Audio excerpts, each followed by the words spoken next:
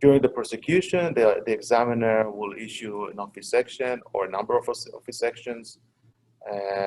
First office section is always non-final, or in most cases non-final, and second office section typically will be a non-final office section unless the examiner made an error on the first office section. To bypass the examiner, we can go to appeal, decided by the PTAB, and if we get a good decision from the PTAB, the prosecution goes back to the examiner. This cycle takes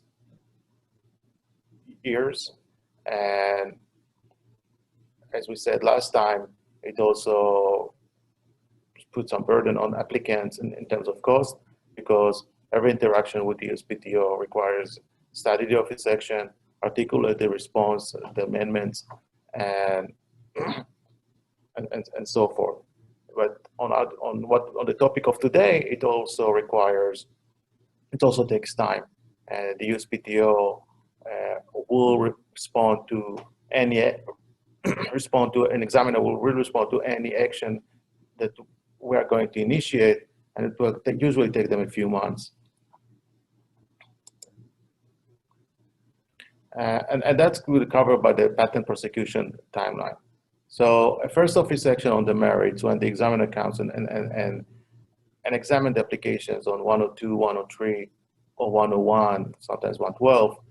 On average, we see it takes about 2 years after the filing date to receive a first non-final office section.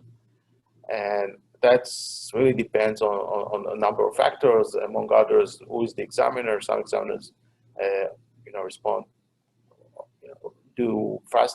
respond faster. Some examiners takes the time, but it also depends on the art unit. And regardless, what we are doing in computer science or art of electronics, on average, we see 2 years to receive an office section from the first filing date. Once we respond to a non-final office section, the examiner may issue a second or subsequent office section, which usually it's a final action. And what we see here, it takes on average about 4 months from the date we file the response until the examiner returns with another action.